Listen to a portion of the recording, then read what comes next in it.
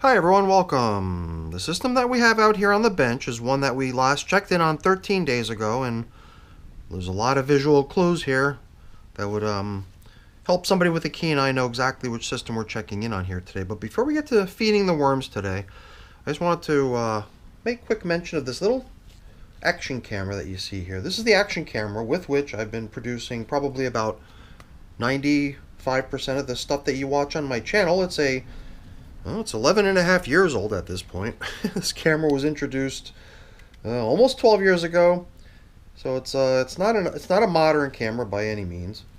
And you know, for the longest time, I was already able to see that it was missing a dead pixel on the screen. That was very minor, but eventually it got to the point where the USB port, which I would usually use as a power supply while I was filming, broke. So now I was limited to battery power only, and then most recently, I don't even know if that's that recent, I think it's been that way for quite some time actually, was a scuff, some sort of a scratch right on the glass that always causes a little bit of haze right about where my hand is.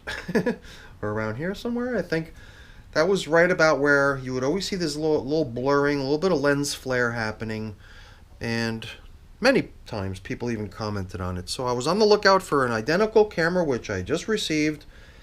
And I'll tell you, from the first thing that I noticed, which was the little spring that ejects the storage chip, the SD card, wasn't popping it out on the new camera. But after I gave it a try or two, it started to function properly again. So maybe it had just been sitting around for such a long time that it was kind of misbehaving. And then the firmware, the software that's loaded on the device, was so old that my remote control software that I used to control the camera couldn't even talk to the camera, couldn't even recognize it, and I was getting frustrated. I'm glad it registered in my brain that, hey, maybe firmware was to be checked, because this camera, even though it's old, you know, got numerous firmware updates. It got up to version 5.00, which evidently never needed any patching. It must have been the perfect update for a camera which was already well beyond its lifespan from a support perspective. But that thing, you know, the camera we're filming with now, it still had firmware version 1 on it. Meaning somebody bought the thing, took it out of its box, shot some footage, and actually there was a bunch of video and photos on the chip that I was able to look at and check out the previous owners of the camera. Doing some really cool stuff in the mountains, in the rivers, boating, birthday parties with friends, and looks like a fun bunch of people. So I felt like a little bit like a voyeur checking out the footage of the people who used to own the camera, but you know, there was only a couple minutes of stuff on there, and it did seem to me like they were probably not too happy with the footage that they shot with this thing, because it was set to some sort of a setting that caused all the footage to play back in slow motion. I'm not sure what setting they were using, but every clip sort of started out okay, and then it sort of got really, really slow motion, and then at the very end it would play at the normal speed again. But you know, most of the footage was just not really watchable, unless I suppose you were to stick it into an editor and speed it up, and perhaps the distorted audio would correct in that case. Maybe not, I don't know. So yeah, you know, I was already pretty sure last time that we'd removed almost all the stuff, but we did encounter the elastic top off of one of the socks that had been previously composted in the cotton composting. And guess what? I just found a button. So I'm sure we're going to continue finding traces of the cotton composting test in here. The test that still persists is the other bedding material that was running alongside the cotton test, which was the twine rope. And the twine rope was still showing up in here in pretty good amounts. So I'm hoping that us switching our mode of operations in this system to be much more like my average check-in, which means a lot of aerating stuff and tilling around and moving things around. Hopefully we're going to be able to see this twine eventually break down. I mean, this stuff is, can't even remember, approaching 500 days, I believe, if I'm not mistaken. So you know, look at this stuff. It just falls apart in your hands. You barely touch it and it separates. So it's probably not got a lot to go. And geez, if I'm going to see that sort of breakdown just from me bumping into it, then perhaps a little bit of tilling around the system is just what the doctor ordered to get rid of the last of the twine, which might just break to little itsy bitsy pieces if it just happens to be wherever it is that I'm tilling around. So maybe that's the remedy, to see the very long running twine finally break down. So let's get to feeding these little guys. I got my prepared bedding over here. I even created a new top cover out of newspaper that I thought we'd deploy as a little upgrade for these guys. You might have noticed that the plastic cover doesn't really go all the way out to the edges. This is one of my wider systems, so it seemed like we had a good bit of ventilation occurring around the edges. And perhaps by putting down the piece of paper, it won't protect as good as plastic will, but it can't hurt to limit some of the ventilation occurring around the edges with nothing there right now. And you know, over by my bed, every time I'm excuse me, going through my pockets and clearing everything out, it's usually a napkin or something that I've shoved in my pocket after eating someplace and thinking to myself, well, this napkin doesn't deserve to go in the trash. Of course not.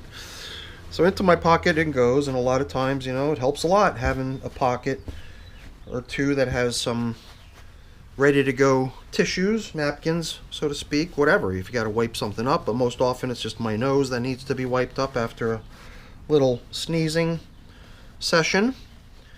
And it's always so good just to have, you know, one of these or a couple of these in my pocket ready to go. So prepared bedding, even a couple napkins. That's a pretty nice foundation for today's feeding. And this stuff came out of my freezer quite some time ago. It's totally thawed out. Doesn't even feel cold anymore. Well, maybe a little bit chilly, because here we see a couple portions of it that are still sticking together, still frozen together. And there's some fruits, citrus even. I see a banana peel here, and even radishes. I took the time to chop all these radishes in half. Although, you know, even when I don't chop radishes in half, it seems like they just vanish so fast in the worm bins that I think it's got to be one of their favorites, or at least it seems that way to me. And what else do we have here? I'm sprinkling in some pulverized eggshell, which the worms can utilize as a grit, help break down the foods that they're eating. Last time we sprinkled in a little bit of my mosquito dunks, and this time I can't say I saw any flying insects. Pretty sure I didn't see any. So maybe it's already taking effect. Doesn't need to be applied again and again, I don't think. I think you put it in once and it sort of propagates and you should be good to go. And here's some stuff that we kind of unearthed in the beginning, some leftovers that remained from previous feedings. So it doesn't mean we necessarily have to arrange everything so that it's all foods in the middle and everything else elsewhere, but sometimes I just kind of get in the habit of doing that. So whatever. Like I said, it certainly doesn't matter, and we don't have to do that. That's the half of a mango seed husk. It's so flat. I'm assuming it's got no more seed inside of it. And we need a little bit more material with which we can complete the covering up of our feeding zone, and luckily we still haven't tilled up this side yet, so I think once we do, we will have created a pretty nicely covered system here that's going to be ready to resume activity. And look at this poor guy. Sorry, buddy. I don't know if I threw him up there, somehow catapulted him up there, or was he escaping all the while with me looking elsewhere and not noticing him, but either way, gotten the little guy back to where it's safer for him to be, down in the bed. And now I think we can come in with this lovely top covering that I created. I don't know, I was kind of winging it on the size, and it seems like it's a little bit wider than it needs to be, but that's okay. It'll press up against the wall and it'll create even a better seal to limit airflow around there. And if I'm not mistaken, the plastic covering that we use, I believe lengthwise, does get us all the way to the edge. So that means we're going to be much better protected in here from the loss of moisture going forward, it seems. And I think it's just in time, you know. The system did feel like it wasn't all that damp. I didn't want to add moisture on this go around. I figured let's let it go one time. If it does end up looking like it might need to in the future, then we certainly will. But luckily it seemed like it was in pretty good shape. So I other than the button, I don't think we found much else, which is good. It's a good sign. We're getting there. You can almost call the cotton composting test done. But for now, we're just going to keep this around in case we stumble on anything more, and then we'll extract that as well. So I'm very curious to see this footage in my editor, to see how much it compares or differs from footage I'm used to shooting on the old Hero 4 Black Edition.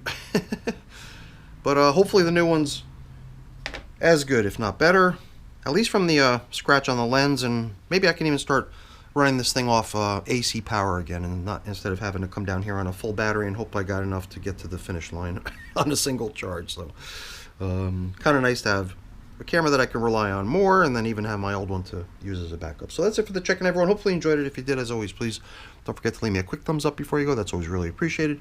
And if you haven't done so already, please also consider subscribing to the channel. That's very much appreciated as well. All right, everyone, have a great day. Thanks for watching. Bye now.